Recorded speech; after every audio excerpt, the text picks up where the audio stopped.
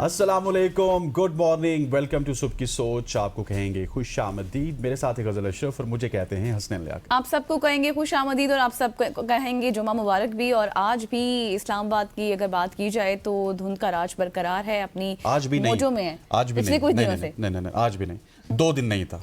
2 दिन बेहतरीन धूप लगी है। पिछले आप ये कहीं कल थोड़ी सी कम थी। तो 2 दिन नहीं था, आज एक बार फिर हो गया। आज एक बार फिर, लेकिन आपको मैं ये भी बताऊं कि कल आप ये नहीं कह सकते कि बिल्कुल नहीं थी, कल थी। लेकिन उसकी मैं जब ऑफिस आता हूँ ना, मैंने धुंध का क्या उसूल रखा है। ऑफिस आता हूँ, ऑफिस का मैं पर्दा ऊपर करता हूँ। अगर तो 7:30 में मुझे धूप लग रही है ना, तो उस दिन धुंध नहीं है। आज लेकिन अभी तक मैं नहीं लग आती रही हूँ, थी। आप आते हैं 7:30 पर, मैं आती हूँ 7 बजे और घर से निकलती हूँ तकरीबन आप ये कहें कि 7 बजे से भी पहले मैंने आना होता है, 15-20 मिनट पहले घर से निकलती हूँ, तो उस टाइम शदीद धुंध होती है। लेकिन आप ये कह सकते हैं कि पिछले 1-2 दिन से धुंध का जो राज था वो थोड़ा सा कम था, और उससे पीछे जब आप जाएं तो बेहद धुंध थी, और आज बेतहाशा धुंध है। अगर आप देखें तो बेहद आज धुंध मुझे नजर आई।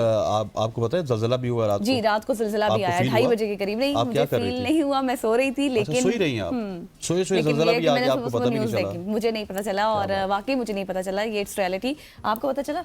मुझे भी नहीं पता चला, भी हमाद ने बताया। अच्छा, नहीं, रात को ज़लज़ला आया, रात को ज़लज़ला आया। मैंने तो खबरें भी नहीं देखी। अमाद साहब, आपकी आवाज़ आ रही है थोड़ा सा जो है ना, 5.8 शिद्दत का ये ज़लज़ला था। बिल्कुल आप सही कह रहे हैं, और वाकई नहीं पता चला।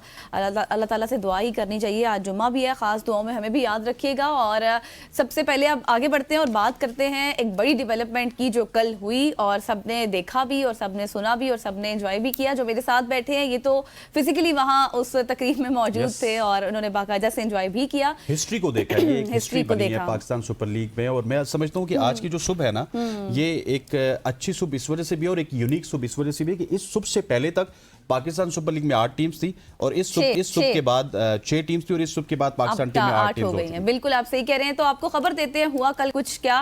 वो ये हुआ कि पाकिस्तान सुपर लीग की 2 नई टीमों की नीलामी का अमल मुकम्मल हो गया, जहां 7वीं franchise FKS group basically US based है और 175 करोड़ रुपए में खरीदी।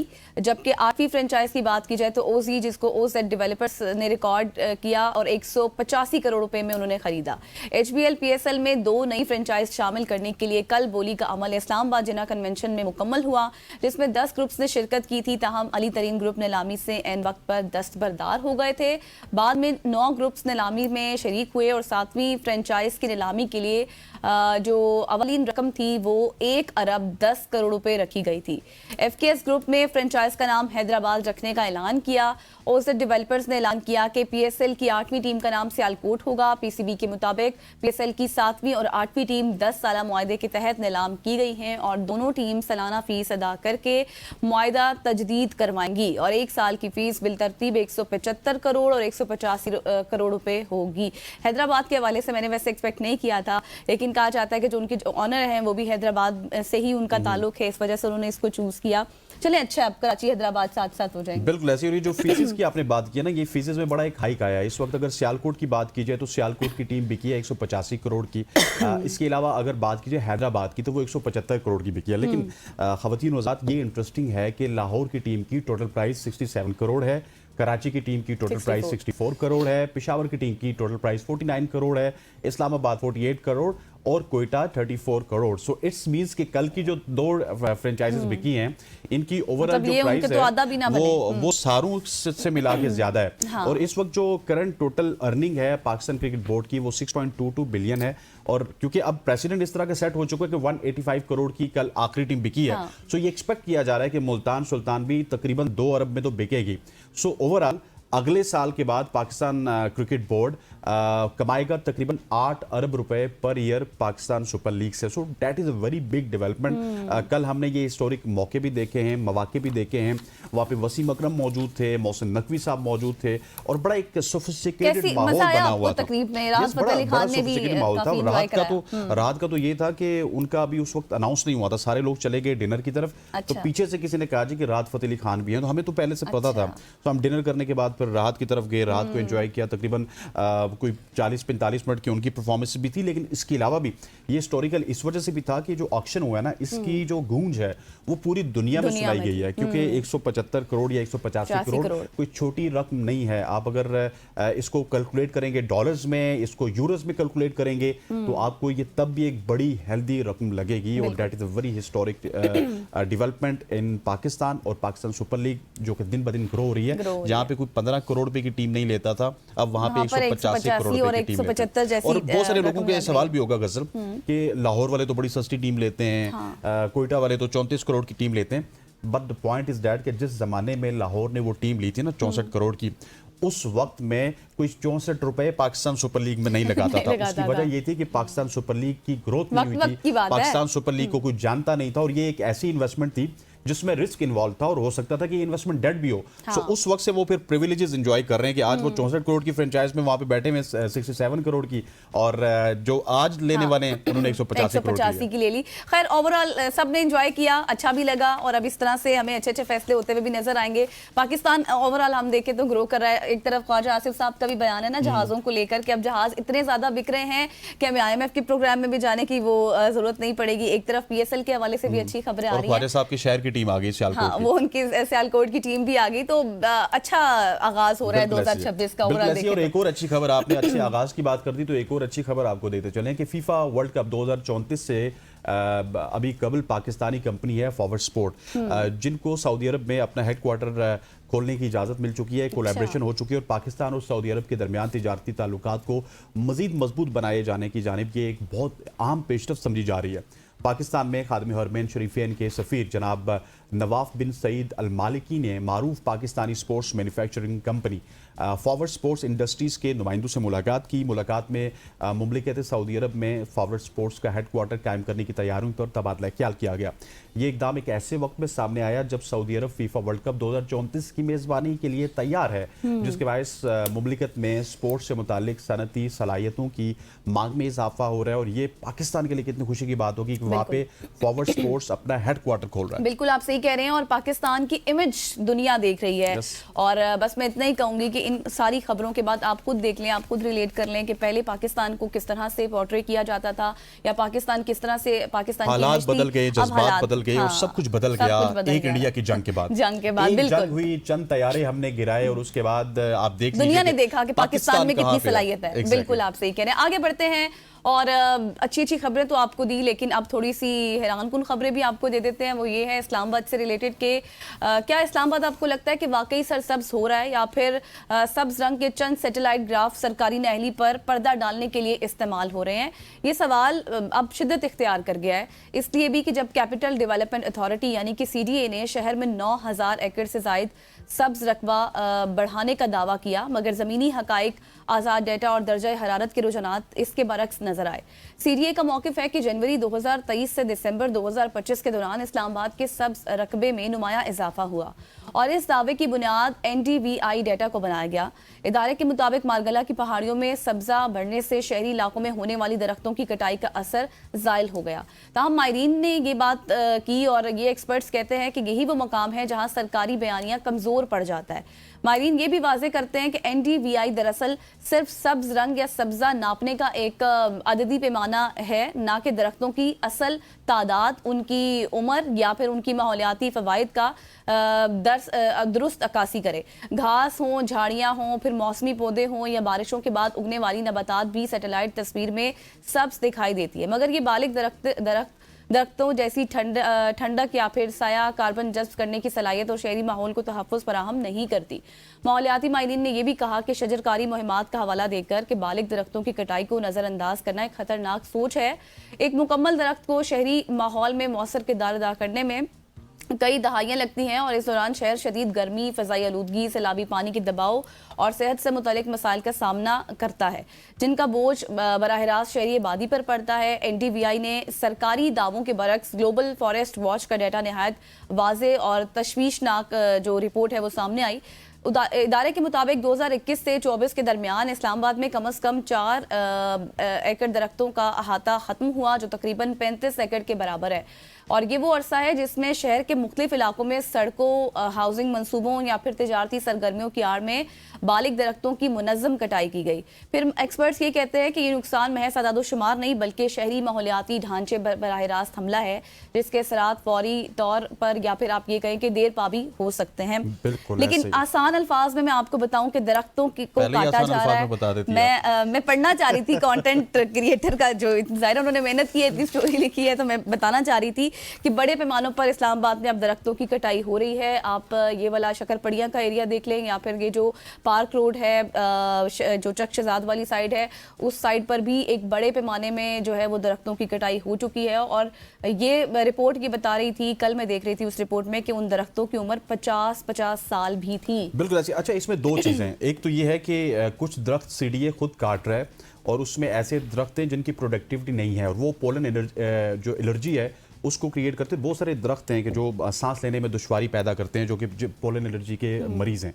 उन दरख्तों की कटाई तो बिल्कुल जायज़ है, लेकिन जिस तरह से गज़ल ने अपनी स्टोरी में बताया कि हमारे यहाँ ग्रीन बेल्ट को ख़त्म किया जा रहा है, इसमें हौसला अफजा बात यह है कि पिछले 1-2 दिन में सोशल मीडिया पर जब से इस बात को उठाया गया है तो प्राइम मिनिस्टर की जानिब से इसका नोटिस लिया गया है। बहुत सारे लोग ये कहते हैं कि अब तो नोटिस लेने की वजह नहीं बनती क्योंकि काफ़ी दरख्त कट चुके हैं, लेकिन इस्लामाबाद अभी भी ग्रीन है। हम ये नहीं कहते कि यहाँ पे बिल्कुल रेगिस्तान बन चुका है। अदालती और वज़ीर आज़म के हुक्म के बाद ही हुआ, सीडीए ने पहले भी ऑपरेशन ये तो नहीं कह सकते ना कि अभी हम इस्लामाबाद निकले तो हमें कोई दरख्त नजर नहीं आएगा, ऐसी बात नहीं है। ट्रेल 3 पे जाइए, 5 पे जाइए, इस्लामाबाद के डिफरेंट बेल्ट्स में आपको बहुत ज़्यादा दरख्त नजर आते हैं। द पॉइंट इज डेट कि ये जो दरख्त हैं, ये प्रिवेलिंग दरख्त, इनको यहीं पे रहने दिया जाए, इसके अलावा दरख्त उगाए जाए। दरख्तों की कटाई के हवाले से वज़ीर आज़म की जो नोटिस है उसके बाद मेरा ख्याल है कि सीडीए भी हमें इस पर अमल करता हुआ नजर आएगा। ख़वातीन के साथ आगे बढ़ते हुए आपको बताते हैं एक और इंटरेस्टिंग खबर फ्रॉम पंजाब।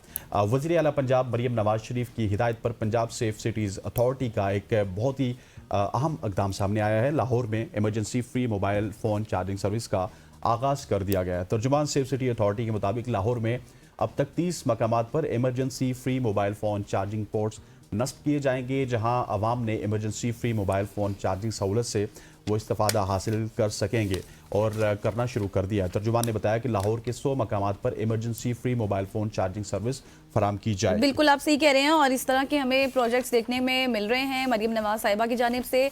पहले हमने देखा था वाईफाई के हवाले से भी एक प्रोजेक्ट आया है, वो भी कहीं ना कहीं अब लग गया, लेकिन वो अलग बात है कि जब मैं कहीं से गुजर रही होती हूँ मुझे मोबाइल में ऑप्शन ज़रूर आता है कि ये वाईफाई का, लेकिन वो कनेक्ट नहीं होता। उसके पीछे क्या वजूहत है वो मैंने अभी तक देखने की कोशिश नहीं की, ना ही उसके ऊपर रिसर्च की है कि कनेक्ट क्यों नहीं होता।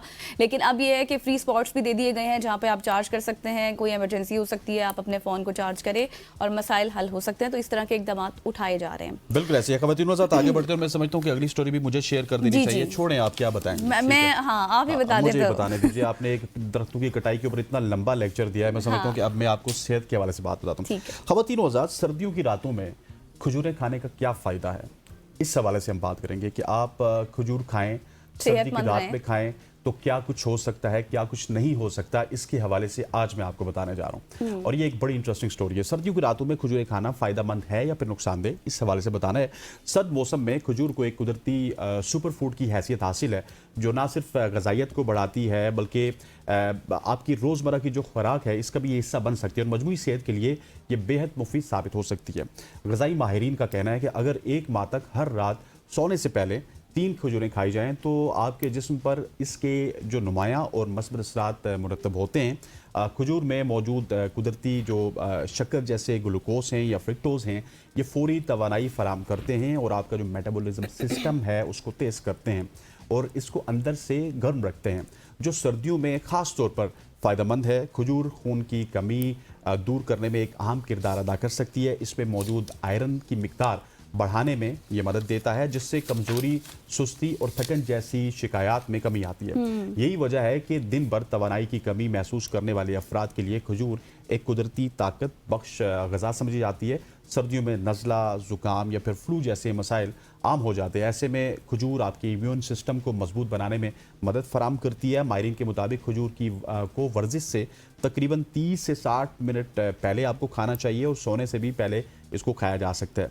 2 से 4 खजूरें रोज़ाना की मिकदार में अगर आप खाएं तो इसको काफ़ी समझा जाएगा, क्योंकि फाइबर से भरपूर होने की वजह से ये आपके स्टमक को देर तक भरपूर रखती हैं, जिससे भूख आपको कम लगेगी और आपको जो वेट है वो भी कंट्रोल में रखने में ये मदद देगी। बिल्कुल आप सही कह रहे हैं। अब तो वैसे भी अगले महीने से रमजान है और खजूर की मांग में वैसे ही हमने इजाफा हो रमजान में जाएगा। खानी होती है खजूर। हाँ, लेकिन इसके मैं अलावा की आपको बात कर रहा नहीं, हूं वैसे मैं आपको एक बात बताऊं, अगर आपने कुछ भी नहीं खाया ना, मैं क्योंकि पर्सनली इस चीज का एक्सपीरियंस करती हूँ, अगर मैंने कुछ भी नहीं खाया होता, मैं सिर्फ 3 खजूरें पानी के साथ खा लूं, तो मुझे ऐसा लगता है कि मेरे अंदर बहुत एनर्जी आ गई है और मैंने खा ली। नहीं, ये रियलिटी है।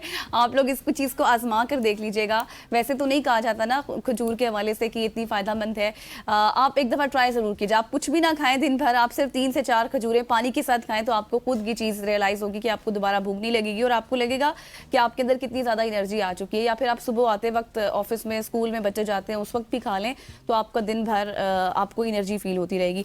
तो ये थी जी आज की हमारी सोशल स्टोरीज, यकीनी तौर पर आपकी होंगी। यहाँ पर लेते हैं एक शॉर्ट सी ब्रेक, वापस आएंगे, हमारे साथ रहिएगा।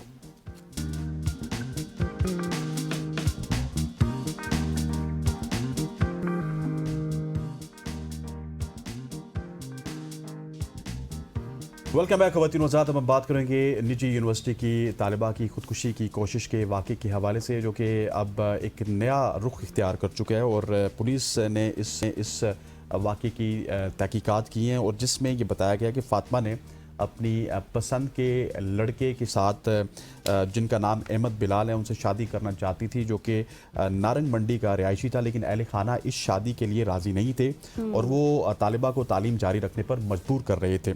पसंद की शादी ना होने की वजह से दिल बर्दाश्ता होने पर फ़ातिमा ने ख़ुदकुशी की और तालिबा की आखिरी फ़ोन कॉल भी उसी लड़के के साथ थी और आखिरी कॉल के बाद अहमद नामी लड़के का नंबर भी तालिबा ने डिलीट कर दिया था। बिल्कुल जी, और काफ़ी हैरानकुन इंकशाफात सामने आए हैं। सिब्तैन अली हमारे साथ लाहौर से हमारे कॉरेस्पॉन्डेंट मौजूद हैं। सिब्तैन, बता पहले भी इस मामले को आपने कवर किया, हमारे साथ शेयर भी किया, हमने इस मामले को उठाया भी, लेकिन अब तो काफ़ी अजीबोगरीब से हकाइक सामने आ रहे हैं।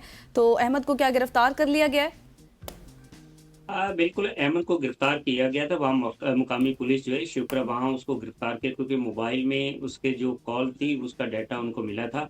लेकिन उसके बाद जो है पुलिस ने जब इन्वेस्टिगेट किया, तो इन्वेस्टिगेट करने के बाद उसको रिलीज कर दिया गया है। अब दूसरी तरफ ये है कि उनकी जो फातिमा जो है वो अब उसकी तबीयत भी संभल रही है। उसने कुछ अपने वहाँ डॉक्टर जो थे उनसे उसने बात भी की है और वीडियो में आप स्क्रीन में देख भी सकते हैं कि वो अब उसकी तबीयत काफ़ी बेहतर है। अब ये अहमद जो था ये उससे शादी का इनका चक्कर से शादी करना चाह रहा था, जिसपे जो इनकी फातिमा के जो वालिदैन हैं वो रज़ामंद नहीं थे। उनका ये कहना था कि आप अभी तालीम जो है अपनी जारी रखें। तो जिस पर जो है फातिमा जो है वो इस वाले से जो है उन्होंने ये अमल किया, खुदकशी की, छलांग लगा के, जिसमें वो शदीद ज़ख्मी हुई। उसके बाद मुकामी अस्पताल जो है वहाँ उसको दाखिल करवाया गया। उसके बाद जो पुलिस जो है उसने कार्रवाई करने का आगाज़ किया, तो उनके जो वालिदैन थे फातिमा के, उन्होंने इस चीज़ से रज़ामंदी ज़ाहिर नहीं की। उन्होंने कहा जी हम कार्रवाई नहीं करना चाह रहे। जिसके बाद जो पुलिस है उन्होंने उसका मोबाइल जो था वो अपने कब्जे में लिए। मोबाइल से उन्होंने डिटेल्स निकाली, तो वहाँ से उनको ये नंबर मिला था अहमद का। तो अहमद जो है ये नारंग मंडी का रहायशी था, उससे उन्होंने मोबाइल के ज़रिए, कॉन्टैक्ट के ज़रिए उन्होंने उसको हिरासत में लिया और इन्वेस्टिगेट किया। तो जब उन्होंने इन्वेस्टिगेट किया तो वहाँ से ये सारी जो है चीज़ें, उससे उनको पता चला कि ये अच्छा, दोनों इसमें पुलिस ने कोई अहले खाना से बात करने की कोशिश की कि क्या वजह थी? कुछ वजूहात भी होती हैं जिसमें वो शादी के लिए रजामंद नहीं होते हैं, अदरवाइज ये तो इस्लाम भी हमें इजाज़त देता है, इसमें कोई कबात नहीं है। अगर कोई किसी को पसंद करता है तो शादी तो कर सकता है। असल में मैं आपको बताऊँ, असल हक़ाइक़ ये, मेरे कुछ ज़राए ये और दोस्त भी बताते थे, ये नारंग मंडी जो है, अहमद बिलाल जो है वहाँ आपको पता है कुछ ये जो देहाती लोग हैं ना, ये बरादरी बेसिस जो है ना, इसको बहुत ज़्यादा जो है अपना मद्देनज़र रखते हैं कि जी हमारी बच्ची या हमारा बच्चा जिस ख़ानदान में जा रहा है उसकी फैमिली बैकग्राउंड क्या है। तो ये कुछ चीज़ें जो फैमिली बैकग्राउंड की बायस जो है, ये चीज़ें जो आपस में दो रिश्ते जो ना मिलने की वजह थी, क्योंकि वो नारंग मंडी, वहाँ नारंग मंडी के साथ एक छोटा सा गांव है, वहाँ वो एक मजदूर तबके से जो इसका फैमिली से तल्लक है। तो जिसकी वजह से करके इनके घर वाले जो है वो उस फैमिली की वजह से उनको पसंद नहीं कर रहे थे। तो आपको पता है ये अभी भी कुछ खानदानों में ना ये पुरानी जो रवायत ये चलती आ रही है کہ جی ہمیں کو کل کو یہ نہ کہے کہ یہ جو خاندان جو ہے غریب خاندان ہے، یہ اچھا مزدور سپتین، طبقہ یہ ہے۔ بتائیں اب احمد کے گھر والوں کا بھی کوئی موقف سامنے آیا ہے؟ نہیں، احمد کے گھر والوں کا موقف بالکل ان سے جو ہے ذرائع کے حوالے سے ہمیں پتہ چلا ہے کہ وہ تو رضامند تھے، لیکن جو فاطمہ اس کی فیملی رضامند نہیں تھی، تو ان کا اس کی وجہ سے کر کے پھر یہ دو خاندان جو ہیں آپس میں جو رشتہ وہ نہیں ہو سکا، جس کے بعد جو ہے اچھا، یہ بیسیکلی دونوں آپ جو کا کہنے کا مقصد یہ ہے کہ یہ بیسیکلی ایک طبقاتی فرق تھا، احمد کیونکہ ایک غریب گھرانے سے تعلق رکھتا تھا، اس وجہ سے اس کی شادی نہیں کرنا چاہتے تھے۔ اب یہ بتائیے گا کہ احمد بیسیکلی کیا کرتا ہے؟ کیا کوئی وہ اسٹوڈنٹ ہے، کچھ کام کرتا ہے، کیا کچھ کر رہا تھا نہیں، وہ؟ ابھی ہاں وہ ہے تو اسٹوڈنٹ ہے، لیکن وہ جیسے کہتے ہیں کہ وہ دیہاتی جو ہے، جو ابھی آپ نے بھی خود بتایا کہ کچھ خاندانی ایشوز ہوتے ہیں جس کے اوپر جو ہے وہ اسٹوڈنٹ ہے، وہ بھی اسٹڈی کر رہا ہے، لیکن اس کا خاندان جو ہے وہ محنت مزدوری کرتا ہے، جس کی وجہ سے کر کے یہ ساری چیزیں جو ہیں وہ دونوں لڑکی اور لڑکے کے درمیان جو ہے وہ ایک دیوار بنی ہے۔ صحیح، اچھا یہ تو بتائیں کہ اب اب فاطمہ کی کنڈیشن کیسی ہے اور فائنل موقف کیا ہے فاطمہ کے گھر والوں کا بھی، کہ نیکسٹ اب ان کی کیا حکمت عملی ہو سکتی ہے اس ریلیٹڈ؟ کیونکہ کاروائی تو آپ نے کہا وہ نہیں کرنا چاہتے۔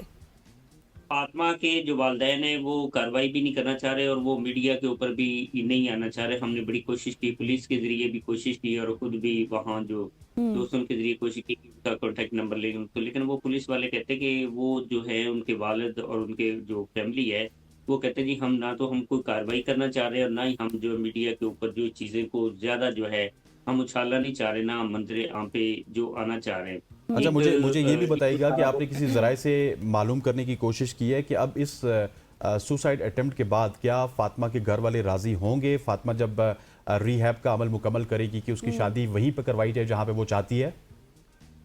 نہیں، ابھی تو کہ اس والے سے تو آپ دیکھیں کہ کل سے کچھ فاطمہ جو ہلکا ہلکا وہ جو ڈاکٹر تھے نا انہوں نے ان سے ہلکے سے 2-3 چھوٹے چھوٹے سوال کیے، فاطمہ آپ کی طبیعت کیسی ہے، آپ کو پین تو نہیں ہے رہے؟ تو اس نے صرف ہلکی سی دبے لہجے سے اس نے جواب دیا، لیکن اس طرح سے ابھی وہ بات نہیں کر سکتی۔ اب دیکھنا یہ کہ جب فاطمہ کی طبیعت جو اچھی طرح سنبھل جاتی ہے تو اس کے بعد اس کا ریئیکشن کیا ہوتا ہے، کیا وہ اپنے والدین کو منانے میں کامیاب ہو جاتی ہے، یا وہ والدین جو اسی طرح جو انہوں نے پرانی جو ہے وہ ضد پکڑی اس سے جو ہے وہ انکاری کرتے ہیں۔ اچھا تو اب سپتین، یہ فاطمہ بتائیں کی کہ احتیاط کے ابھی اوپر اس میں نجی یونیورسٹی کا بھی کوئی انتظامیہ کا موقف سامنے آیا ہے؟ کیونکہ یہ واقعہ تو یونیورسٹی کے اندر پیش آیا، ظاہر ہے اس سے باقی اسٹوڈنٹس بھی ڈسٹرب ہوتے ہیں، ایک یونیورسٹی کا نام بھی خراب ہوتا ہے، اسٹیٹس خراب ہوتا ہے، اب ان کا بھی کوئی موقف اس پر ہے؟ اب انتظامیہ کا جو آپ کو پتا ہے کہ یہ جو نجی یونیورسٹی ہے غزل، اس میں پہلے بھی ایک لڑکے کا جی بالکل۔ اویس نامی لڑکا تھا، اس کا بھی واقعہ ہم نے رپورٹ کیا اور وہ بھی واقعہ ہوا، اس میں اس نے بھی سیم سچویشن، اس نے بھی تیسری منزل سے جو چھلانگ لگائی اور اس نے خودکشی کی اور وہ جو ہے وہ اپنا جاں بحق ہوا۔ تو اس کے حوالے سے یہ پتا چلا کہ اس میں یونیورسٹی کی کچھ انتظامیہ جو تھے ان کے حوالے سے کچھ اسٹریس تھا، کوئی اٹینڈنس کے حوالے سے جو ہے اس کا موقف آیا تو اس کے بھائی کا، لیکن اس پہ بھی کوئی 174 کی جو کاروائی تھی، کاروائی کرنے کے بعد جو ہے اس کو جو باڈی تھی وہ لواحقین کے حوالے کر دی۔ اب آپ کو پتا ہے ایک سوسائڈ کا ایک اور بھی ہے کہ 2022 میں جو ہے عارف الوی صاحب کے پریزیڈنٹ تھے، تو انہوں نے سوسائڈ کے حوالے سے جو ہے انہوں نے اس دفعات کو اور اس جو ہے اپنا مقدمہ کے حوالے سے انہوں نے یہ شک ختم کر دی۔ اب آپ کو پتا ہے یہ جو یونیورسٹی والے یہ ایک بہت بڑے ڈاؤن ہیں، آپ کو پتا ہے اس طرح کی کوئی بھی چیز ہو تو ہمیشہ وہ دبا لی جاتی ہیں اور وہ اپنے خلاف یا اپنے اداروں کے خلاف کاروائی ہونے نہیں دیتے۔ تو انہوں نے تو سارا ملبہ جو تو اس وقت بھی اسٹوڈنٹس کے اوپر ڈال دیا اور بالکل اب ایسے بھی ہی انہوں نے سارا ان کا ملبہ اس وقت بھی اسٹوڈنٹس کے اوپر ڈالا تھا۔ سپتین علی ہمارے ساتھ لاہور سے موجود تھے جو کہ اس واقعے کے حوالے سے ہمیں اپڈیٹ کر رہے تھے۔ سپتین شکریہ۔ خواتین و حضرات، یہ واقعہ ایک بار پھر اس طبقاتی فرق کو ہمارے درمیان وہ محسوس ہم کر سکتے ہیں، وہ جو طبقاتی فرق ہے یہ بیسیکلی اسلام میں نہیں ہوتا تھا، یہ ہمارے کلچر میں ہے جو کہ 70 75 یا 80 سال تو ہمیں ہو چکے ہیں انڈیا سے الگ ہوئے ہوئے، لیکن وہ ہندوؤں کے ساتھ رہنے کا، ہندوؤں کے ساتھ رہتے رہتے جو کلچر ہمارے اندر ایک طبقاتی فرق کا آیا، یہ جو آج آپ ہمارے شادی بیاہ میں دیکھتے ہیں جو تقریبات ہوتی ہیں اور جو اس طرح کے ہمارے یہاں ایونٹس ہیں، وہ ہم نے وہیں سے ڈرائیو کیا اور وہ ابھی تک جا نہیں رہے ہیں، and that is very unfortunate. حالانکہ ہمارا دین یہ اجازت دیتا ہے کہ لڑکی کی رضامندی کے ساتھ اس کی شادی وہیں پہ ہونی چاہیے جہاں پہ وہ چاہتی ہے۔ یہاں پہ وقت وہ چاہتا ہے ایک شارٹ سی کمرشل بریک کا، بریک لیتے ہیں، واپس آتے ہیں، ہمارے ساتھ رہیے۔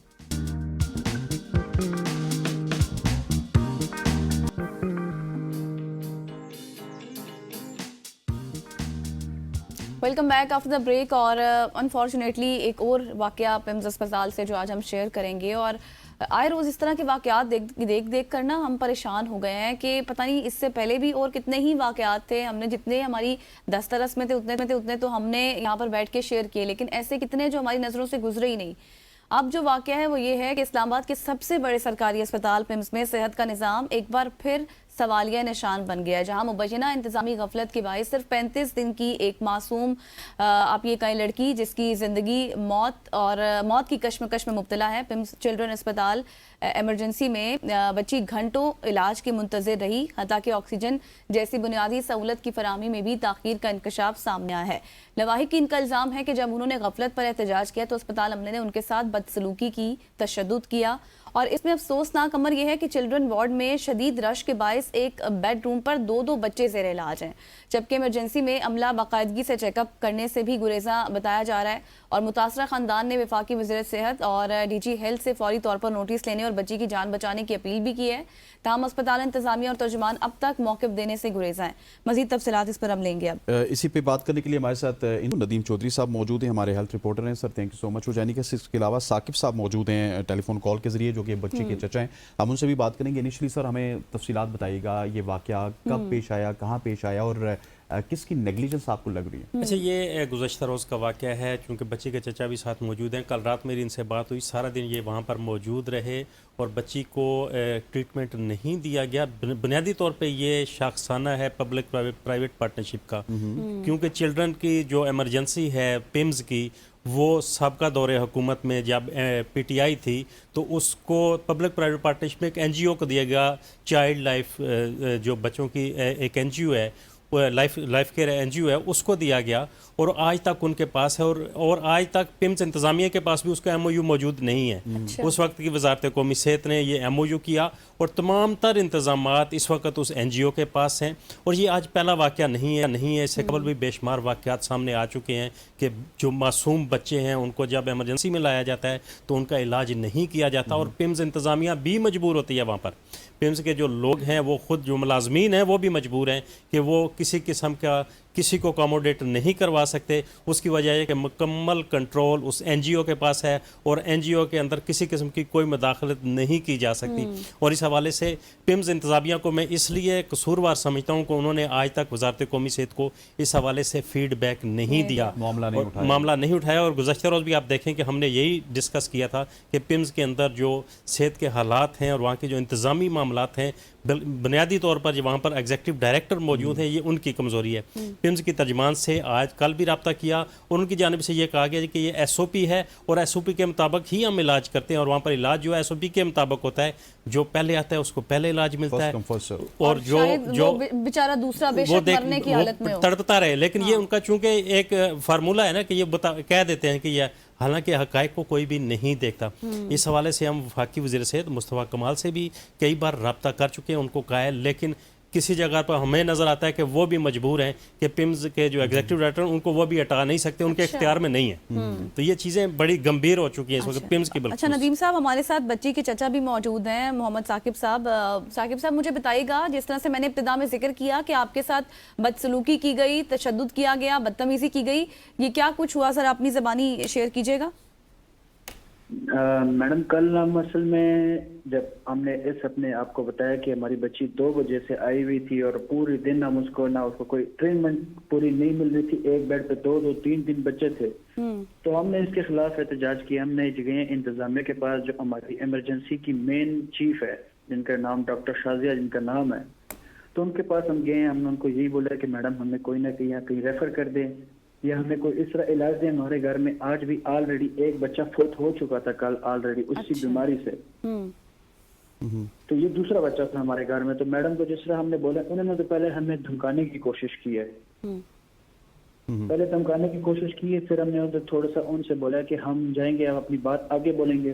तो फिर उन्होंने जो अपने 15-20 गार्ड होते हैं, सिक्योरिटी गार्ड्स, तो उन्होंने वो बुलाए हैं। पहले तो उन्होंने हमें धक्के दिए हैं, फिर उसके बाद हम पे उन्होंने हाथापाई हमारे साथ की थे।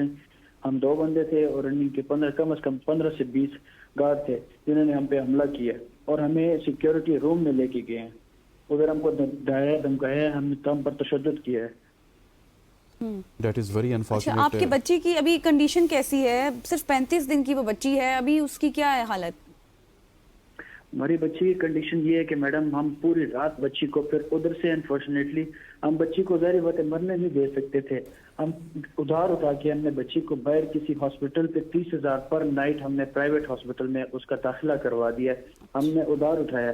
ہم خود غریب مزدور لوگ ہیں, ہم کسی سرکاری ہاسپٹل کے لیے جاتے ہیں, لیکن یہاں پہ اکثر اس طرح پرائیویٹ کال آ جاتی ہے. جو میں نے دیکھے کہ 3 سے 4 جو وینٹیلیٹر تھے وہ خالی تھے, جو بیڈ تھے اچھا ان میں آلریڈی اسپیس تھی, ایک بچہ بھی نہیں تھا. اور وہ انہوں نے پرائیویٹ کالز کے لیے رکھی تھی. ایک صاحب میرے سامنے آئے تھے جنہوں نے کہیں اوپر سے کال کروائی تھی اور ان کو اسپیشل ان کا بچہ وہاں پہ ٹرانسفر ہو گیا تھا. اور اس کمرے میں جب میں گیا ہوں تو ادھر آلریڈی 4 سے 5 بینچ خالی پڑے ہوئے تھے. ٹھیک ہو گیا. ثاقب صاحب مجھے یہ بتائیے گا چوئی صاحب کہ 10 سے 15 لوگ آ رہے ہیں سیکیورٹی کے, جو ان کو زد و کوب کر رہے ہیں, ان کو دھکے لگا رہے ہیں, اور اس کے بعد ان کو سیکیورٹی روم میں لے کے جایا گیا. صرف یہ نہیں کہ ان کو دھکے لگا کے باہر کیا گیا بلکہ ڈرایا اور دھمکایا گیا. کیا یہ روٹین ہوتی ہے جی یہ پمز کے اندر اسی طرح روٹین ہوتی ہے. کوئی بھی بندہ, کوئی بھی جو تیماردار ہے, جب کسی مریض کے ساتھ جاتا ہے تو اس کے ساتھ جب وہ احتجاج کرتا ہے تو اس کے ساتھ یہی سلوک کیا جاتا ہے. اور یہ گزشتہ کئی سالوں سے چل رہا ہے. اس کی بنیادی وجہ یہ ہے کہ وہاں پر انتظامی معاملات انتہائی کمزور لوگوں کے پاس ہیں. کوئی اچھا ایڈمنسٹریٹر موجود نہیں ہے. اچھا ایڈمنسٹریٹر موجود نہ ہونے کی وجہ سے یہ تمام مسائل پیدا ہو رہے ہیں. اور وزارت قومی صحت کی بھی میں سمجھتا ہوں کہ قصوروار ہے اس کے اندر کہ ان کی جانب سے کوئی بھی اچھا ایڈمنسٹریٹر وہاں پر نہیں لگایا جاتا, تاکہ اس کو 4 ارب سے زائد کا بجٹ ہے اس اسپتال کا. 4 ارب سے زائد کا بجٹ ہونے کے باوجود انتظامی معاملات اس انداز میں ہونا اور ان کی اتنی بد انتظامی ہونا, یہ وزارت قومی سے اور وزیر قومی صحت ہم نے کیس اٹھایا تھا اس میں بھی ہم نے دیکھا بیہیویئر ایشو تھا. ٹھیک ہے, اس کے بعد نہ تجربہ کار ڈاکٹرز, اس میں بھی ہم یہ دیکھ رہے ہیں. اس کے بعد نہ سیفٹی پروٹوکولز بھی وہاں پر نہیں ہے. مطلب ڈاکٹرز کے بعد اتنا رائٹ ہے کہ وہ کسی کو بھی, ایک مزدور کو, غریب کو زد و کوب کر سکتے ہیں. تو کیا اب اس کے حوالے سے کوئی دیکھنے اچھا, اس پہ وہاں پہ ایک ہیڈ آف ڈپارٹمنٹ ہیں, وہاں پہ وہ بڑی سینئر ڈاکٹر ہیں, ڈاکٹر شفاعت, ان کی جانب سے وزیر اعظم آفس کو ایک لیٹر لکھا گیا ہے جس میں لکھا گیا ہے کہ یہاں پر انتظامی معاملات ٹھیک نہیں ہے. وہاں پہ جو پی جی ڈاکٹرز ہیں ان کی انڈکشن غلط ہو رہی ہے, یہ بھی انہوں نے کہا. اور وہ لوگ آ رہے ہیں جن کو کچھ پتہ نہیں ہے اس شعبے کا, لیکن اس پر بھی ابھی تک پرائم منسٹر آفس کی جانب سے کوئی کارروائی نہیں ہوئی. ہاں, یہ نام ہے بتائیے گا کہ جو بیڈ پہ 2 بچے ہوتے ہیں, یہ بیڈ پرووائڈ کرنا این جی او کا کام ہے یا گورنمنٹ کا کام ہے؟ یہ دونوں کا کام ہے, چونکہ ایم او یو کی ذمہ داری. ٹھیک ہو گیا. ندیم چوئی صاحب ہمارے ساتھ موجود تھے, ثاقب ہمارے ساتھ موجود تھے. آپ دونوں کا بہت بہت شکریہ. یہ این جی او کی بھی ذمہ داری ہے, گورنمنٹ کی بھی ذمہ داری ہے. ایک تو وہاں پہ بیڈ پرووائڈ کیے جائیں, اس کے بعد ڈاکٹرز کی بھی تھوڑی سی سرزنش کرنی چاہیے کہ جو وہاں پہ کیئر نہیں کرتے ہیں. اور انفارچونیٹلی یہ پچھلے 3 دن میں یہ تقریباً ہم 3 یا 4 واقعہ پمز ہاسپٹل کا, ایک اسپیسیفک ہاسپٹل جو کہ اس شہر اقتدار کا سب سے بڑا ہاسپٹل ہے, اس کی سٹوری کر رہے ہیں. خواتین حضرات, یہاں پہ وقت ہو جاتا ہے ایک شارٹ سی کمرشل بریک کا. بریک لیتے ہیں, واپس آتے ہیں ہمارے ساتھ.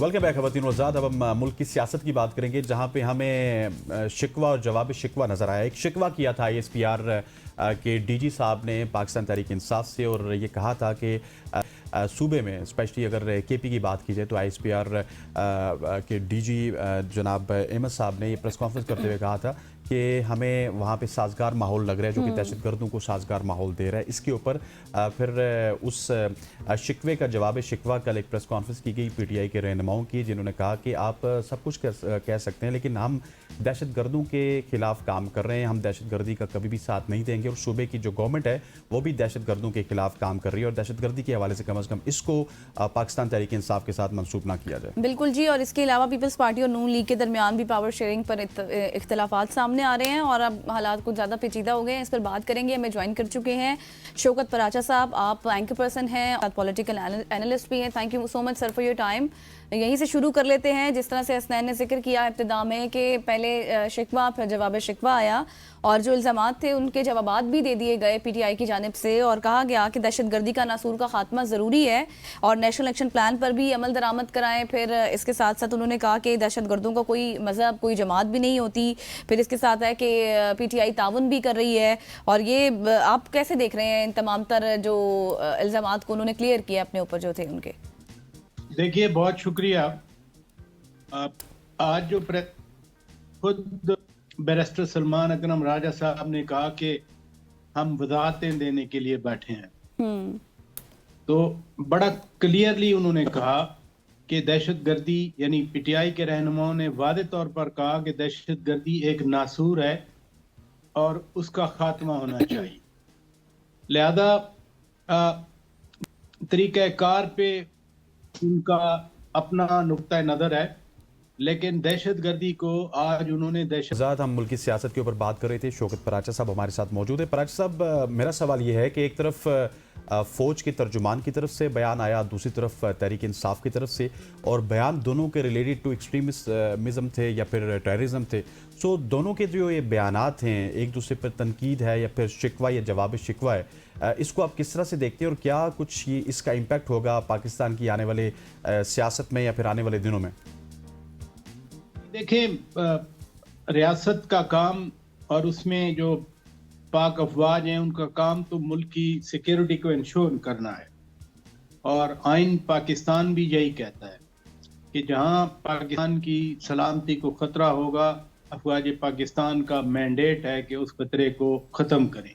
تو جو مسلح افواج بارڈر پہ ہیں، بارڈر پہ سیاسی ورکر تو نہیں جا کے بیٹھ سکتے. بالکل مسلح افواج ہی بارڈر کا حفظ کرتی ہیں، ڈیفینڈ کرتی ہیں. اور جس طرح سے پاکستان کی فوج جو ہے وہ قربانیاں دے رہی ہے، شہادتوں کا ایک سلسلہ ہے جو نہ ختم ہو رہا ہے.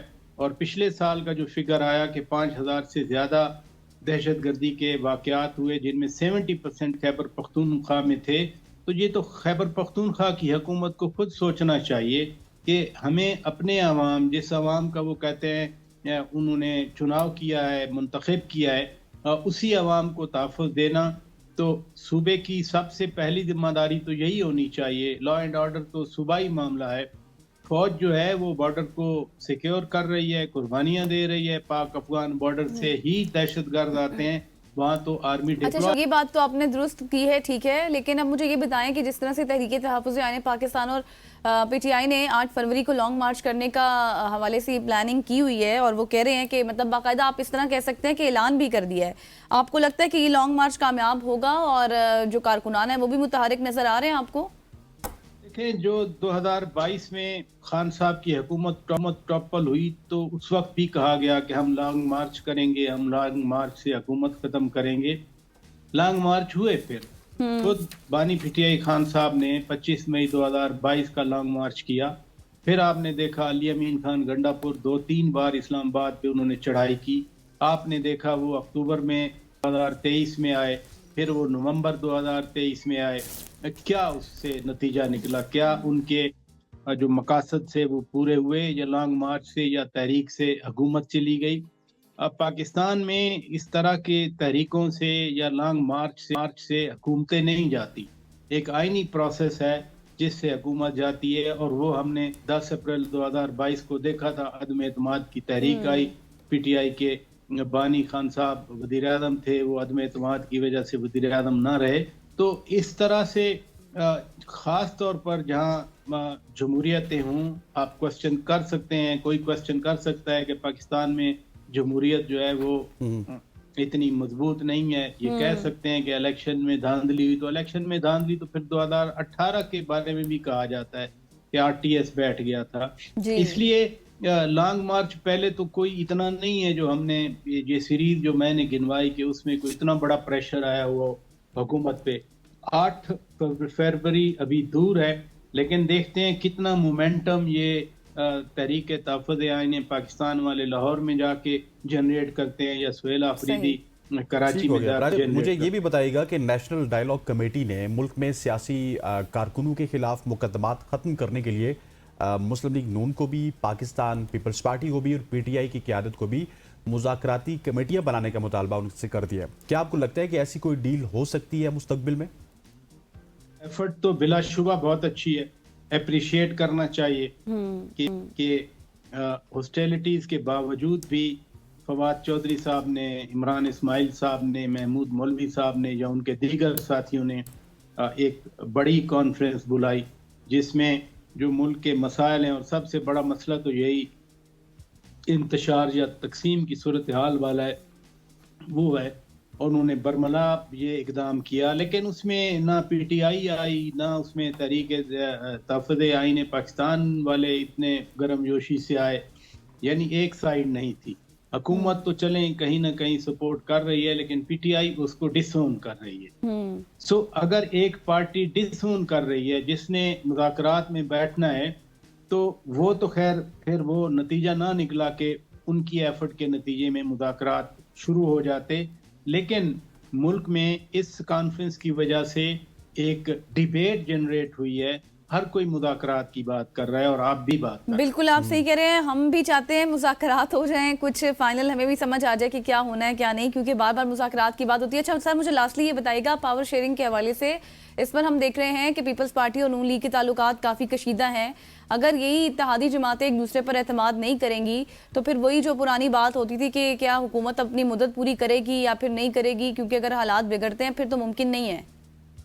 اتحاد کی جو حکومت ہوتی ہے اس کو مشکلات اسی طرح کی آتی رہتی ہیں، یہ کوئی نیا نہیں ہے۔ 2008 سے 2013 تک صدر آصف علی زرداری نے اسی طرح سے مخلوط حکومت بنائی ہوئی تھی، اور ہر دوسرے مہینے تیسرے مہینے ایم کیو ایم کہتی تھی ہم نکل رہے ہیں، کوئی اور کہتا تھا ہم نکل رہے ہیں۔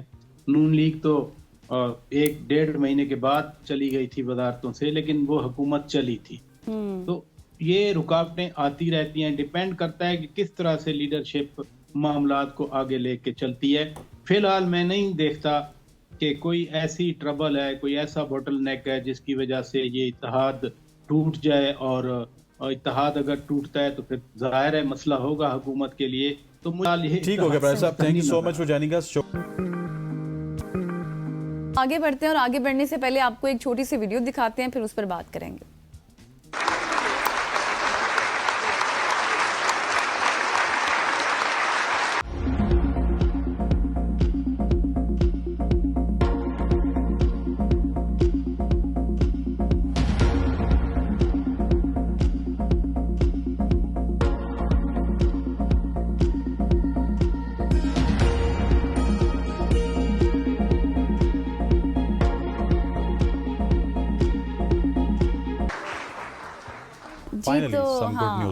بالکل بالکل آپ صحیح کہہ رہے ہیں کہ بہت اچھی خبر ہے یہ کے پی سے، کیونکہ آپ نے دیکھا کہ جس طرح سے کیپ سی ایم صاحب نے اتاری، اور کتنی عزت، اتنی حوصلہ افزا ہے یہ خبر، اور کتنی اچھی بات ہے یہ۔ اور ہم بھی آج آپ کی ملاقات کروا رہے ہیں ایک باہمت اور محنتی طالب اشفاق ہے۔ سندس نے شہید بے نظیر بھٹو وومن یونیورسٹی سے بی ایس مائکرو بایولوجی مکمل کی، اور حال ہی میں اسی یونیورسٹی سے ایم ایس مائکرو بایولوجی کی ڈگری حاصل کی۔ ڈگری ایوارڈ تقریب کے دوران وزیر اعلیٰ خیبر پختونخوا سہیل آفریدی صاحب نے سندس کی محنت، اس کی اسٹرگل کو سراہتے ہوئے ان کے احترام میں اپنی کیپ اتار دی، جو ویڈیو بھی آپ نے دیکھی، جس پر انہیں ہر طرف سے داد اور تعریف ملی ہے۔ اور سندس نے ابتدائی تعلیم گھر پر ہی حاصل کی، کیونکہ ان کی والدہ ایک ٹیچر تھی اور انہوں نے خود سندس کو پڑھایا۔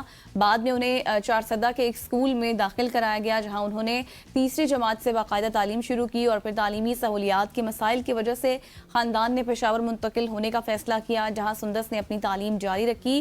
اور آج ہم ان کی جرنی کے بارے میں پوچھیں گے، ان کی محنت کے حوالے سے پوچھیں گے، ان کی اسٹرگل کے حوالے سے پوچھیں گے ان سے۔ بالکل ایسی، اور یہ جو جسچر تھا from K P K chief minister, because he is the chief executive of that province, so ایک سب سے بڑے عہدیدار کی جانب سے اس طرح کا جسچر ایک اسپیشل گرل کے لیے، اسپیشل لڑکی کے لیے یہ بہت معنی رکھتا، تو آج وہی لڑکی ہمارے ساتھ موجود ہے۔ Sundus, thank you so much for joining اس۔ سب سے پہلا تو آپ سے یہی ہوگا کہ یہ جو تقریب تھی اس میں سب سے منفرد لمحہ یہی تھا جو آپ کیا اور وزیر اعلیٰ صاحب کے درمیان ہوا، جب انہوں نے آپ کے احترام میں اپنی کیپ کو اتارا۔ سو آپ اس سارے لمحے کو کس طرح سے آپ نے ابزارو کیا، کس طرح سے محسوس کیا، اور جو محنت تھی آپ کی جو بچپن سے لے کے آپ کو یہاں تک لے کے آئی، میرا خیال ہے کہ وہ رنگ لے آئی ہے۔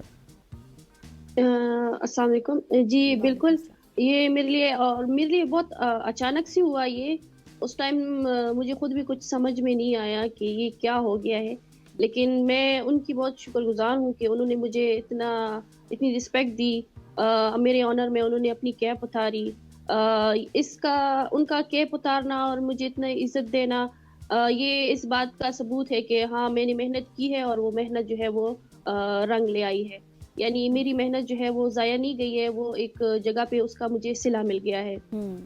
صحیح۔ اچھا سندس، ہاں بالکل. اچھا سندس مجھے یہ بتائیں کہ ظاہر ہے گھر پر تعلیم حاصل کرنا پھر ایک انسٹیٹیوشن کی تعلیم حاصل کرنا تھوڑا بہت فرق ہوتا ہے ان میں نا, چونکہ آپ کی والدہ خود بھی ٹیچر تھی, تو کیا آپ کو کوئی مسائل ہوئے, کچھ چیلنجز ہوئے, گھر میں رہتے ہوئے انسان اس طرح سے ٹائم نہیں دے پاتا, فوکس نہیں کر پاتا, تو ایسے بھی مسائل آپ کو رہے؟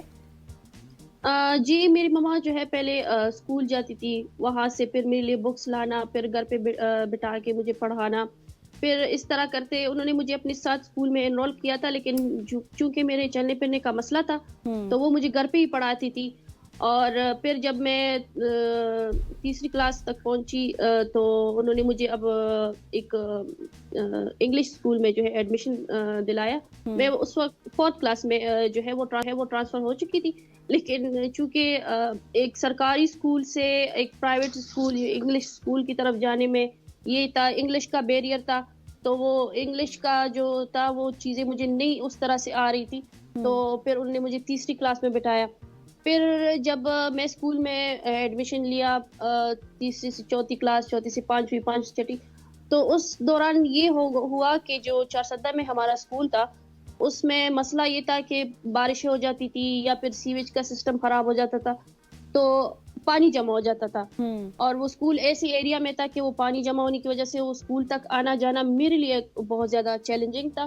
تو پھر میرے پیرنٹس نے جو ہے فیصلہ کیا کہ ہم پشاور شفٹ ہوتے ہیں, وہاں پہ تھوڑا انفراسٹرکچر جو ہے وہ صحیح ہے, تو یہاں پہ ہم شفٹ ہوئے پشاور میں. پھر میں نے یہاں پہ اسکول میں مجھے ایڈمیشن دلایا, میرے پیرنٹس نے, ایک اچھے اسکول تھا.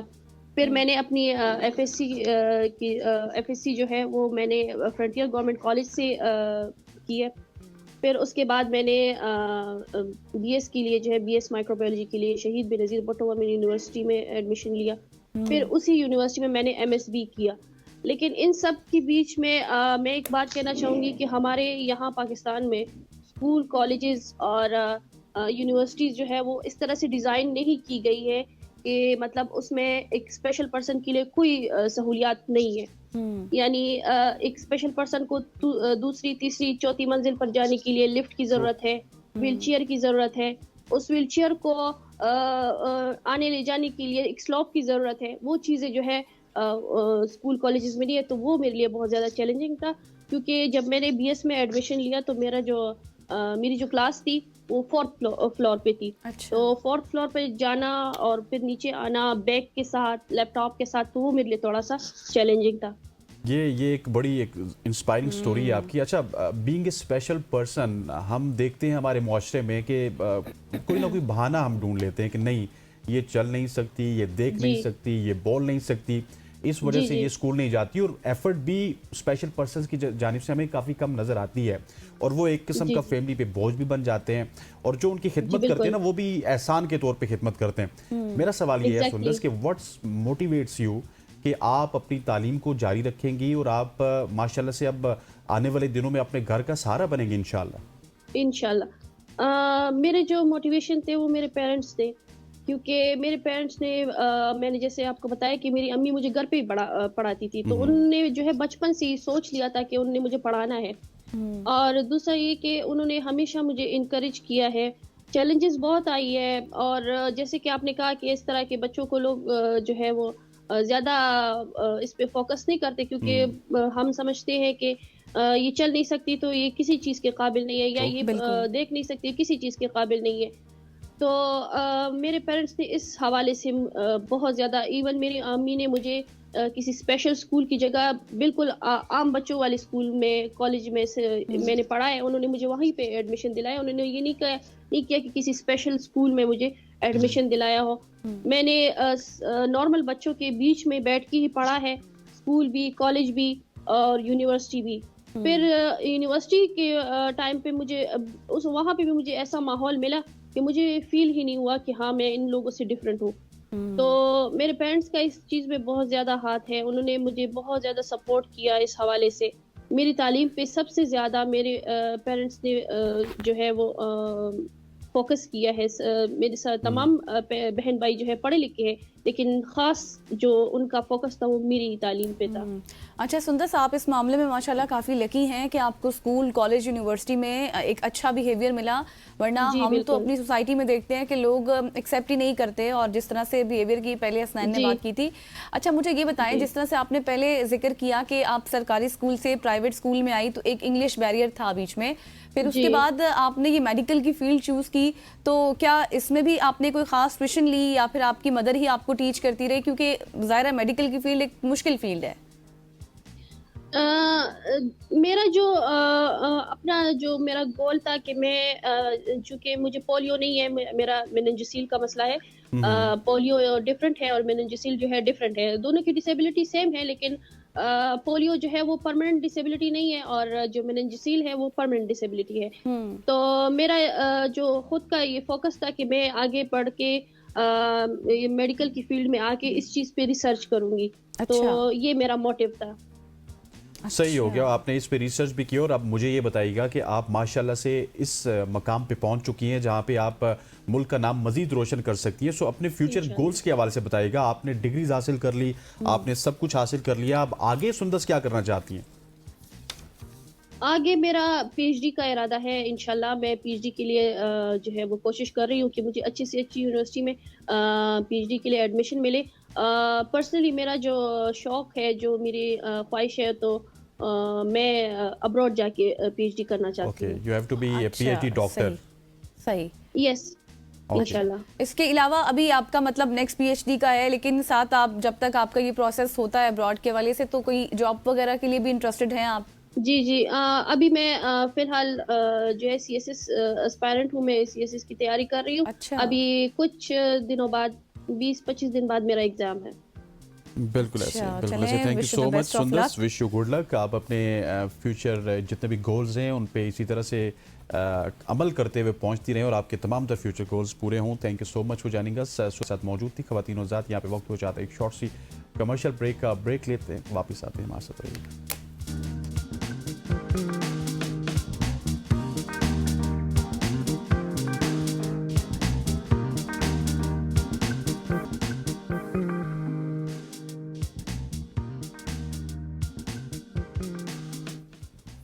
Welcome back after the break. اور جیسے کہ ہم پہلے بھی اس حوالے سے ڈسکشن تو کرتے رہتے ہیں کہ کتنا مصروف ہماری زندگی چل رہی ہے، کتنا مصروف دور چل رہا ہے، اور ہر کوئی اس میں فٹ بھی رہنا چاہتا ہے، لیکن اکثر لوگ باقاعدہ ورزش یا پھر ڈائٹ پلان نہیں کر سکتے، یا پھر کر بھی لیں تو پھر ان کے نتائج وہ ان کو ایسے لگتا ہے بیچ میں چھوڑ دیں گے تو نہیں آئیں گے جن کی انہیں توقع ہوتی ہے. لیکن کئی ورزش کا غلط طریقہ رکاوٹ بھی بن جاتا ہے، تو کئی خوراک کی بے احتیاطی یا پھر وقت کی فٹنس کے سفر کو مشکل بنا دیتی ہے. اسی پس منظر میں آج ہم بات کریں گے کہ ان جو عام غلطیاں ہیں، کامن مسٹیکس ہیں جو ہم لوگ روزمرہ روٹین میں کرتے ہیں، اور جاننے کی کوشش کریں گے. آگے رمضان بھی آ رہا ہے تو کس طرح سے آپ نے فٹ رہنا ہے، سب کچھ کھانا بھی ہے اور بیلنس خوراک بھی ہونی چاہیے آپ کی. اس پر ہم بات کریں گے. بالکل ایسے اس پہ بات کرنے کے لیے ہمارا بینش ظفیر موجود ہیں اور ان کے ساتھ ساتھ عظیم شہزاد صاحب موجود ہیں. دونوں فٹنس ٹرینر ہیں. بینش کو تو آپ اس سے پہلے بھی دیکھ چکے ہیں. So we'll start with Benish. Benish, ایسی کون سی غلطیاں ہیں جو ہم، جس طرح ابھی میں آپ کو بتا رہا تھا نا کہ میں ڈسکشن یہ کر رہا تھا کہ میں جم میں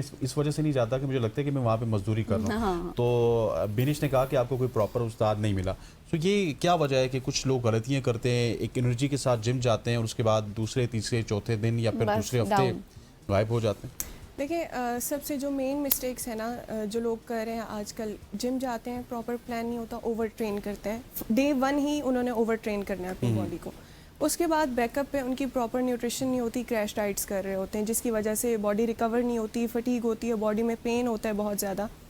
اور اس کے بعد ان کی جو ریکوری یا سلیپ ہے اس پہ فوکس نہیں کرتے، جو سب سے امپورٹنٹ ہے ریکوری کے لیے. سلیپ بہت زیادہ ضروری ہے. تو یہ 3 میجر مسٹیکس ہیں جس کی وجہ سے وہ اس کو کنٹینیو نہیں کر پاتے اپنے ورک آؤٹس وغیرہ. صحیح. عظیم صاحب، جس طرح ہم آف دا ریکارڈ بات کر رہے تھے کہ آپ 6 بجے سے بھی پہلے اپنے آفس میں آ جاتے ہیں جم میں، اس مجھے بتائیں جس طرح حسنین نے سوال آپ سے یہ کیا تھا کہ کیا ہم پہلے تھوڑی دیر بعد ہاں صحیح بات ہے، تو آپ اپنے کام سے پہلے، آفس جانے سے پہلے اگر آپ جم کریں یا پھر آپ کوئی بھی ورک آؤٹ کریں اس کے بعد آپ فریش رہ سکتے ہیں؟ بالکل جی ضرور. اس میں یہ جیسے کہ میں پہلے آپ کو آف دا ریکارڈ بتا رہا تھا کہ جب آپ ورک آؤٹ کرتے ہیں ایک اچھا پراپر اپنی باڈی کے اکارڈنگلی ورک آؤٹ کرتے ہیں تو آپ کی باڈی میں ایک ہارمون ریلیز ہوتا ہے وی کال ڈوپامین. ٹھیک ہے, وہ نارمل لینگویج میں سے جو نارمل پرسن انڈرسٹوڈ کر سکتے ہیں اسے کہتے ہیں ہیپی ہارمون. ٹھیک ہے, وہ آپ کے مائنڈ میں سگنل دیتا ہے کہ آپ پورا دن آپ فریش رہیں, انرجیٹک رہیں, موٹیویٹیو ٹھیک ہے رہیں, آپ کا مائنڈ مسل ٹھیک ہے, مسل کے ساتھ ساتھ آپ کی فزیک بھی اچھی دکھے. ٹھیک ہے, تو اوور آل آپ کی پریزنس اچھی ہو, کانفیڈنس لیول اچھا ہو, تو یہ آپ اس میں بیسٹ ہوگا مارننگ ورک آؤٹ کے بعد. اور ڈائٹ اس کے بعد کیا لیں پھر؟ ڈائٹ اس کے بعد آپ کا بیسٹ ہوگا کہ آپ کے جو پروفیشنلز ہیں لائک ڈائٹیشنز ہیں ان کے ساتھ کنسرن کر کے, یا آپ کا کوئی بھی جم میں جو کوچ ہے جس کے انڈر میں آپ کر رہے ہیں, اس نے آپ کی باڈی کو انالائز کیا ہوگا. آپ کی اسیسمنٹ ہوتی ہے جم میں جب آپ جاتے ہیں, تو اسیسمنٹ کے بعد آپ کی ہیلتھ کے اکارڈنگلی, آپ کے گول کے اکارڈنگلی آپ کو نیوٹریشن پلان دیا جاتا ہے جو آپ کے لیے بیسٹ ہوتا ہے. تو بیسٹ وہ تو سب مجھے یہ بھی پھر بتائیے نا کہ اگر لیٹ سپوز ایک شخص آپ کے پاس صبح 6 بجے آ جاتا ہے, بالکل, اور اس کے بعد وہ ورک آؤٹ بھی کر لیتا ہے اور اس کے آفس کا ٹائم 8 بجے ہے, وہ کوئٹہ چمن کے 2-3 پراٹھے کھا لے تو گزارا ہو جائے گا؟ نہیں بالکل نہیں. اس میں یہ چیز ہوتی ہے کہ calorie in calorie out, normal آپ نے ایک wording you have to equalize. Exactly. ٹھیک ہے, آپ کو اگر لوز کرنا ہے تو ڈیفیسٹ میں رہنا پڑے گا, اگر گین کرنا ہے تو سرپلس میں رہنا پڑے گا. لیکن یہ میٹر کرتا ہے سب سے زیادہ نارمل لوگوں کو یہ تھوڑا سا کنفیوژن رہتا ہے. میں آج آپ کے پلیٹ فارم کے ذریعے سے یہ دور کرنا چاہوں گا کہ کیلریز کھانا ضروری ہے, یہ میٹر نہیں کرتا کہ کہاں سے آ رہی ہیں. یہ ایک فالس اسٹیٹمنٹ ہے. ڈپینڈ کرتا ہے کہ آپ کی کیلریز کہاں سے آ رہی ہیں, یہ بہت میٹر کرتا ہے. آپ کلین فوڈ سے انٹیک کریں گے, اپنی ڈائٹ کو فیڈ کروائیں گے, اپنی باڈی کو فیڈ کریں گے, تو آپ کی باڈی اس لحاظ سے ریئیکٹ کرے گی, آپ کے مسل گرو کریں گے. اگر آپ ڈرٹی فوڈ کے ذریعے سے انٹیک کریں تو آپ کی باڈی میں وہ سمٹمز رکھیں گے. Dirty food kind of junk food. یا exactly junk food as you say, parathas, چائے, اچار, آملیٹ, ساری چیزیں. Omelette. Omelette is a healthy option, but too much oily is a bad. Oily نہیں کھانا. باہر تو آپ کو آئلی ملیں گے. ایگزیکٹلی. صحیح. اچھا بنیش, یہ بتائیں کہ جس طرح عظیم صاحب کہہ رہے تھے کہ آپ کر سکتے ہیں, اسکن اچھی رہ سکتی ہے, فوکس ہو سکتا ہے, پھر ڈائٹ پلان بھی انہوں نے بتایا, کتنے منٹس ہم کر سکتے ہیں اگر ہم اپنے آفس سے جانے سے پہلے یہ ورک شاپ کریں یا پھر جو بھی جم کریں؟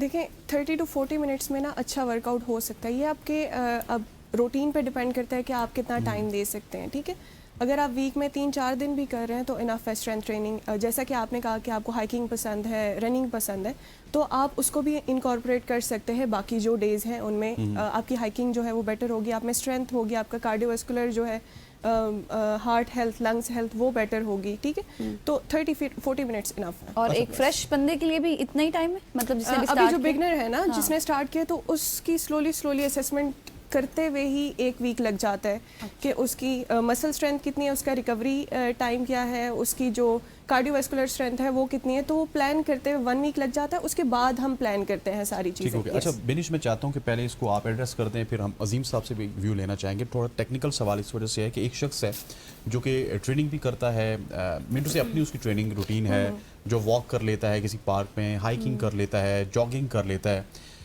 اس کے لیے مطلب وہ آلریڈی فٹ ہے اور وہ فٹنس روٹین اپنی بحال ہے, اس کے لیے بھی جم جانا ضروری ہے, اور اگر جانا ضروری ہے تو کیوں ضروری ہے؟ ٹھیک ہے, اچھا اس چیز پہ ہم بات کریں گے کہ دیکھیں اگر وہ رننگ کر رہا ہے یا واک کر رہا ہے, ٹھیک ہے, وہ اپنے مسلس کو لائک ٹرین نہیں کر رہا, اس ٹائم پہ وہ اپنی ہارٹ ہیلتھ, اپنے لنگس کی ہیلتھ کو بیٹر کر رہا ہے. ایک مسل کو ٹرین کرنے کے لیے ہمیں اپنی لمٹس کو تھوڑا سا کراس کرنا پڑتا ہے, جیسے کانٹریکشن, ریلیکسیشن, یہ جو موومنٹس ہیں یہ جم میں آپ کر سکتے ہیں. یہ گھر پہ بھی ہوم ورک آؤٹس بھی ہوتے ہیں, جس سے اسٹرینتھ ٹریننگ, ریزسٹنس ٹریننگ. اب آپ واک کریں, اس میں کوئی ریزسٹنس آپ نہیں کریٹ کر رہے, ٹھیک ہے. آپ اگر ریزسٹنس کریٹ بھی کر رہے ہیں تو وہ ہارٹ یا لنگس کی کر رہے ہیں, اپنے سانس جو لے رہے ہیں, ٹھیک ہے, بریدنگ اس کی.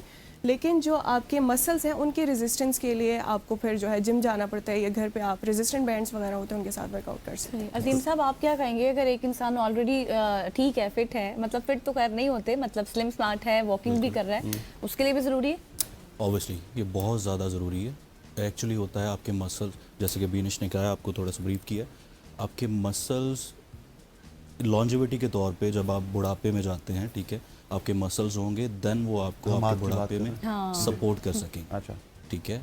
آج کل کے جو ٹائم ہے, ٹھیک ہے, جہاں پہ بچے ماں باپ کی بات نہیں سنتے, وہ سہارا نہیں بنتے, تو آپ کے muscles is same like your child, ٹھیک ہے, وہ آپ کو بڑھاپے میں سپورٹ کریں گے. بیڈ سے اٹھنے میں, لیٹنے میں, جو نارمل گھر کی روٹین کے ورک ہوتے ہیں اس میں آپ کو سپورٹ کرتے ہیں. تو اس کے لیے بیسٹ ہے کہ آپ مسل ٹریننگ کریں, جم کے اندر کریں, گھر میں بھی کر سکتے ہیں, جہاں پہ ٹائم ملے آپ کر سکتے ہیں, like push up, squats, body weight exercise, جیسے کہ بینش نے کہا ہے, ریزسٹنس ٹریننگ بھی آپ کر سکتے ہیں, جہاں ٹائم ملے آپ کر سکتے ہیں, ضروری نہیں کہ جم. اچھا بینش, مجھے یہ بتائیے گا کہ اس سے پہلے وقتوں میں لوگ تھوڑا سخت کام کیا کرتے تھے, تو اس وجہ سے اس وقت تو جم کا کانسیپٹ بھی نہیں ہوتا تھا. میں 100-200 سال پرانی بات کر رہا ہوں. آج کل جم کا کانسیپٹ بھی ہے، لیکن when you are a gym freak, آپ جم میں جاتے ہیں اور وہاں پہ آپ نے 1 گھنٹہ 1.5 گھنٹہ یا پھر 40 منٹ گزارنے، اور آپ کو آؤٹ آف نو ویئر کہیں ٹریول کرنا پڑتا ہے اور وہ 30-40 دن کا ٹریول ہے، سو وہاں پہ آپ اپنے آپ کو کس طرح سے موٹیویٹ رکھ سکتے ہیں؟ آپ کے پاس ڈمبل بھی ہوں گے، ایوری تھنگ ہوگی، لیکن موٹیویشن بھی تو ہوتی ہے نا، ایک ماحول ہوتا ہے. آپ جم میں وہ ماحول پرووائڈ کرتے ہیں جو ایک انڈیویجول کو گھر میں پرووائڈ نہیں ہوتا ہے. دیکھیں جم میں جب ایک انسان آ رہا ہے تو ظاہری بات ہے، آپ نے کہا ایک ماحول ہے، ٹھیک ہے، لیکن جب اس کی باڈی اس چیز کو اڈاپٹ کر لے گی نا کہ میں نے اپنی فٹنس کا خیال رکھنا ہے، تو وہ کہیں پہ بھی اپنے لیے ٹائم نکالے گا. بے شک وہ ٹریول کر رہا ہے، کچھ بھی کر رہا ہے، تو ہوٹل روم میں تو وہ اسٹے کرے گا، ظاہری سی بات ہے. تو وہاں پہ وہ باڈی ویٹ ایکسرسائزز کر سکتا ہے، جیسے عظیم نے بتایا کہ اسکواٹس ہیں، لنجز ہیں، پش اپس ہیں، کچھ اگر 5 منٹس کا بھی وہ یہ ورک آؤٹ کر رہا ہے نا تو وہ انف ہے اس کے لیے، ٹھیک ہے، وہ ہیبٹ جو ہے اس کو کیری کرنے کے لیے تو کر سکتے ہیں ایزیلی ورک آؤٹ. گھر میں خواتین کے لیے بتائیں، جو لوگ نہیں آتی جم، ان کے لیے بتائیں وہ کس طرح کی ورزش کر سکتی ہیں گھر. دیکھیں خواتین کے لیے نا میں بار بار یہ چیز کہتی ہوں کہ جب وہ 30 کراس کرتی ہے نا، ان کی باڈی میں چینجز آنا تب وہ جم کی طرف جاتی ہیں، ٹھیک ہے، لیکن انہیں پہلے سے ہی اپنی جس ٹین ایج ہے اس میں ہی ہمیں بچیوں کو بتانا چاہیے کہ جم آپ کی ہارمونز جو فنکشننگ ہے اس کے لیے بہت زیادہ ضروری ہے. آپ کے اندر جو ہارمونل چینجز آ رہی ہیں، جس طرح اسٹریس اور ساری چیزیں ٹریگر ہو رہی ہیں، تو اس کے لیے جو ریزسٹنس ٹریننگ ہے، اسٹرینتھ ٹریننگ ہے نا، وہ بہت زیادہ ضروری ہے، ٹھیک ہے. اگر تو وہ جم نہیں جا سکتے، ٹھیک ہے، گھر پہ رہ کے وہ کون سے ورک آؤٹس کر سکتے ہیں، وہ بہت اسیسمنٹ کے بعد ہم اگر 30-40 کے بعد ہے تو پھر ہم اسیسمنٹ کے بعد ان کو گائیڈ کریں کہ آپ یہ ورک آؤٹس کریں لائک سیفلی جو کر سکتے ہیں. ورنہ وہ ریزسٹنس ٹریننگ یا باڈی ویٹ ایکسرسائزز وہ کوئی بھی فیمیل جو ہیں وہ یوٹیوب سے دیکھ لیں یا کہیں سے بھی اچھی ایکسرسائزز جو بگنر سے اسٹارٹ ہوں وہ کیسے کر سکتے ہیں وہ دیکھ سکتے ہیں. عظیم صاحب that is very important point. اس کے اوپر میں چاہتا ہوں کہ آپ تھوڑا سا ایلیبوریٹ کیجیے گا کہ جب خواتین کی ہم بات کرتے ہیں تو کہتے ہیں ان کو کیا ضرورت ہے، یہ صبح سے شام تک گھر کا کام کرتی ہیں، نیچے والی سیڑھی سے لے کے اوپر والی سیڑھی تک ادھر بھاگتی ہیں، بچوں کو دیکھتی ہیں، ان کو کسی جم کی کیا ضرورت ہے، آلریڈی اتنی زیادہ فٹیک لائف گزار رہی ہیں. سو یہ آرگومنٹ تو بکنے والا نہیں ہے. اس کو آپ کس طرح سے ٹریٹ کرتے ہیں؟ اب نارملی ہوتا ہے کہ وہ آپ کی رسپانسبلٹیز ہیں، اٹ از یور ڈیوٹیز، ٹھیک ہے. ڈیوٹیز میں آتا ہے بچوں کو سنبھالنا، ان کی ٹیک کیئر کرنا کہ گر نہ جائے. ایک قسم کا سٹریس بھی رہتا ہے مائنڈ میں کہ بچہ گر نہ جائے، چوٹ نہ لگ جائے، یہ نہ ہو جائے، یہ کام ٹائم پہ ہو. فیمیلس کو بہت ساری انزائٹیز ہوتی ہیں گھر میں، ڈپریشنز ہوتا ہے، ٹھیک ہے. تو انہیں اپنے لیے ایک اسپیسیفک ٹائم نکالنا پڑتا ہے. پورے 24 گھنٹے میں سے میں نارملی بینش سے بھی اپنے کلائنٹس کو بھی نارملی ہم کہتے ہوتے ہیں، بینش بھی، کہ 1 گھنٹہ اگر آپ 24 گھنٹے میں سے اپنے لیے نہیں نکال سکتے تو آپ کی لائف ورتھ اٹ نہیں ہے. آپ کو چاہیے کہ 1 گھنٹہ آپ نکال لیں جو اسپیسیفکلی آپ کے لیے ہو، جو آپ کی صحت کے لیے کچھ بھی اس میں آپ کر سکتے ہیں، کوئی بھی ایکٹیویٹی کر سکتے ہیں.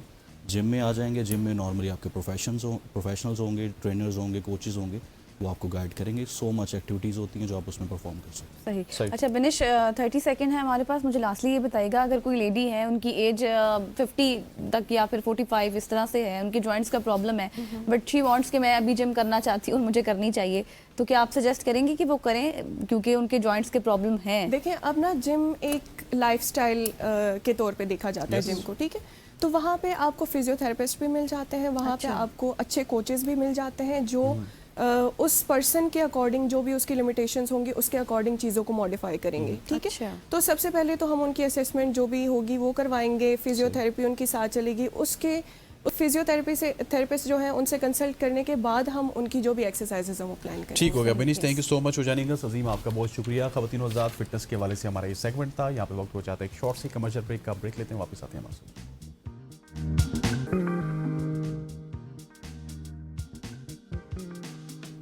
ویلکم بیک خواتین و حضرات. آج جمعے کی مناسبت سے ہم بات کریں گے اور اسپیشلی آج میں بات کرنا چاہتا ہوں نماز کے حوالے سے.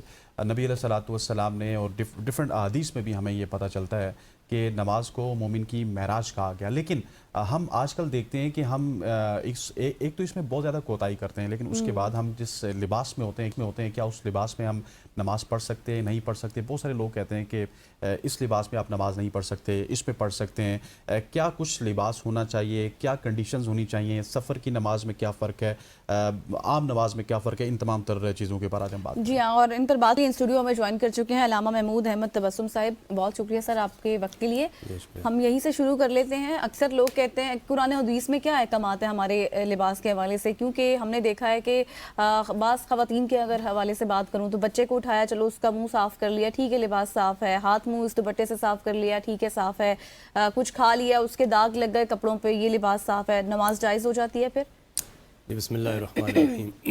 لباس جو مرد کا اور عورت کا نماز کے لیے جو ستر ڈھانپنا جو فرض ہے، یعنی مرد کا ناف سے لے کے گھٹنوں تک، اور عورت کا چہرہ اور پاؤں اور ہاتھ، اس کے سوا جو ہے وہ سارا جسم ڈھانپنا فرض ہے نماز کے اندر. جہاں تک آپ نے بات کی کہ بچے کو اٹھایا ہوا ہے اور اگر کوئی کپڑے کے ساتھ داغ وغیرہ لگ جائے، ایسی چیز کا داغ کہ جو ناپاک نہیں ہے تو اس سے نماز ہو جاتی ہے. صحیح. لیکن کوئی ناپاک چیز کہ جس کا داغ لگ جائے تو پھر وہ لباس صاف نہیں رہتا، اس کا پاک کرنا ضروری ہے.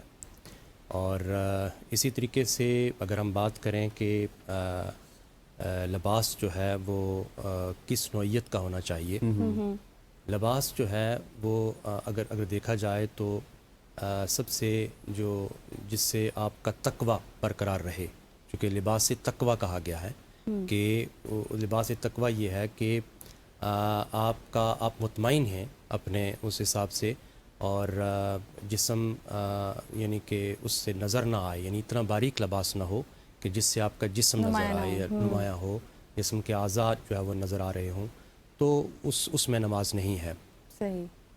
اور باقی رہ گئی بات کہ لوگ کہتے ہیں جی پینٹ شرٹ کے اندر نماز ہے یا نہیں ہے. تو لباس کوئی بھی ہو جس سے جسم صحیح طریقے سے ڈھانپ جائے، اس میں کوئی وہ نہیں ہے کہ آپ حضرت آپ نے اب پینٹ شرٹ کا ذکر شروع ہی کر دیا، تو اکثر ہم نے جب جینز پہنی ہوتی ہے تو اوپر ہماری جو شرٹ ہے وہ اکثر پیچھے سے اڑتی ہوئی نظر آتی ہے، تو بعض لوگ بار بار نماز میں اس کو نیچے کر رہے ہوتے ہیں، ان کو پتہ ہوتا ہے، اندازہ ہوتا ہے، کبھی کبھار وہ اٹھ بھی جاتی ہے. تو اس طرح کے لباس میں تو پھر ہمیں تھوڑی سی قدغن ہونی چاہیے نا. جی ہونی چاہیے. اس میں دیکھیں وہ یہ ہے کہ مطلب ایسی بھی پینٹ شرٹ نہیں کہ جیسے آپ رکوع سجود میں جائیں تو آپ کا جسم ننگا ہو، نہیں وہ نہیں. یعنی میں مطلقاً پینٹ شرٹ کی بات کرتا ہوں کہ جو آپ کمفرٹیبل ہوں، آپ کمفرٹیبل، ٹھیک ہے، تو اس میں بھی نماز جس میں آپ سجدہ کر رہے ہیں، آپ رکوع کر رہے ہیں، آپ کوئی ایکٹیویٹی کر رہے ہیں، آپ کا جسم اسپیشلی جو 70 سے لے کے گھٹنوں تک ہے، اس میں کوئی وہ نہیں آ رہا کہ وہ اس میں کوئی خلا آ رہا ہے یا وہ لوگوں کی نظروں کے سامنے آ رہا ہے، پھر تو ختم ہو جائے گی نماز. جی ایسے ہی ہے.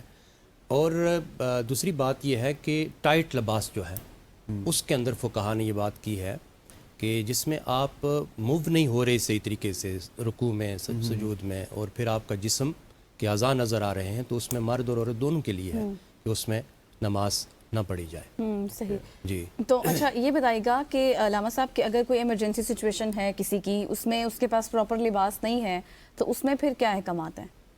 دیکھیں میں آپ کو بتاؤں کہ وہ تو کسی کے پاس، یعنی نماز تو کسی صورت میں معاف نہیں ہے. بالکل ٹھیک ہے، ماں سوائے اس چیز کے کہ کوئی بے ہوش ہو گیا ہے، یعنی دیوانے پہ نماز نہیں ہے، نابالغ پہ نماز نہیں ہے.